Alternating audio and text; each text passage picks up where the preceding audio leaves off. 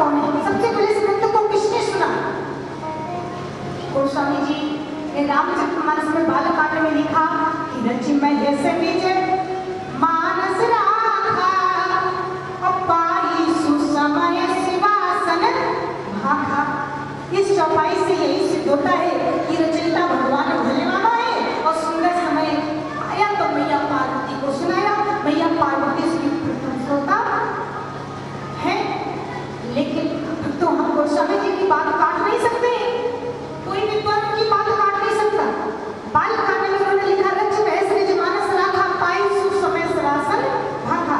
भावार्थ चौपाई से निकलता है रचयिता शिव जी है और मैया पार्वती को सुनाया तो मैया पार्वती प्रथम श्रोता है, ऐसा विद्वान लोग कहते हैं। लेकिन उसी बालकांड में उसी तुलसीदास जी महाराज ने एक सोरठा भी लिखा है। जब हम सोरठे को पढ़ते हैं तो हमें शंका हो जाती है। सोरठा क्या कहता है? ध्यान देना, माता वाला थोड़ा गहराई से सोचना, फिर सरल कथा सुनाएंगे, लेकिन थोड़ा मूल बात है। सुन शुभ कथा भवानी रामचरित मानस विमल कहा भूषण बखान सुना विहग नायक। भूषण तुलसीदास जी ने सोरठा लिखा। जब सोरठे को पढ़ते हैं तो सोरठे में भावार्थ क्या करता है? सुन शुभ कथा भवानी रामचरित मानस विमल कहा भूषण बखान सुना विहग नायक गरुड़। जब मैया पार्वती ने भगवान भोले बाबा से कथा पूछी कि बाबा जिस ब्रह्म पर हमने शंका की थी, हमें संशय हो गया था, सबकी शरीर त्यागना पड़ा, पार्वती के रूप में आना पड़ा, हमें उसी ब्रह्म की कथा सुनाइए। तो भोले बाबा ने कहा देवी जो कथा आपने हमसे पूछी वो अपनी रची कथा को एक बार मैं नीलगिरि पर्वत पर सुनने गया था। वहां कौन कहता है? कहा भूषण बखान सुना विहग नायक गरुड़। कहा भूषण जी कहते हैं पंछी राज गरुड़ कथा सुनते हैं। कहाँ पर?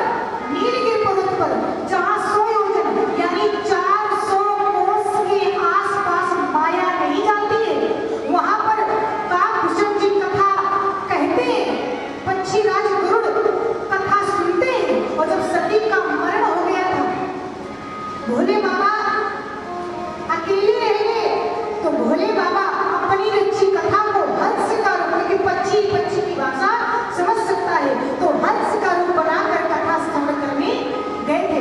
वही बात मैया पार्वती से बता रहे हैं कि देवी जो मैं तुम्हें कथा सुनाने जा रहा हूँ, अपनी रची कथा को मैं एक बार नीलगिरि पर्वत पर सुनने गया था। कहा भूषण बखान सुना विहग नायक गरुड़। अब शंका हो गई, जब पार्वती का जन्म भी नहीं हुआ था तब काकभूषण जी कथा कहते थे, पंछी राज गरुड़ कथा सुनते थे, और मैया पार्वती का जन्म हुआ, फिर कथा सुनाई, तो शंका हो जाती है। रचयिता तो शिव जी की बात बिल्कुल सत्य है, लेकिन रामचरितमानस का प्रथम श्रोता किसको ठहराया जाए? सबसे पहले किसने सुना? काकभूषण जी को बताया जाए कि गरुड़ जी को, कि मैया पार्वती को? तो जब हम समस्त रामायण में छानबीन करते हैं तो यही पता चलता है रचयिता को शिव जी ये बात बिल्कुल निर्वात है। और गरुड़ जी के द्वारा कथन है कि रामचरितमानस की कथा मेन पॉइंट पे आना। रामचरितमानस की कथा 27 कल्प पहले शंकर की कृपा से ये कथा लोमश जी को मिली थी। चौपाई कहती है कि यहाँ बसंत को सुन खगीसा बीते कल्प साथे और बीसा। उत्तरकांड में आ जाइए। काकभूषण जी गरुड़ जी से कहते हैं कि यहाँ बसंत को सुन खगीसा बीते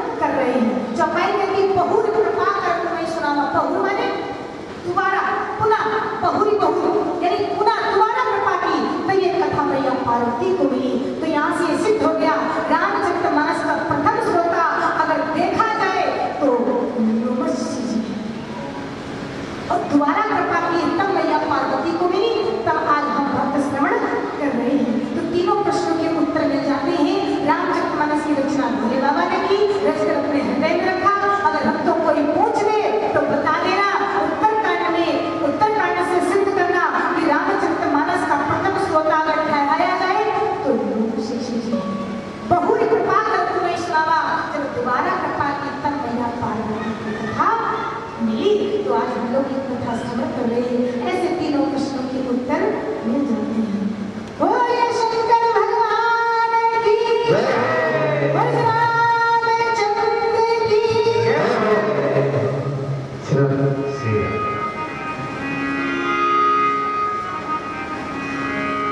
आइए और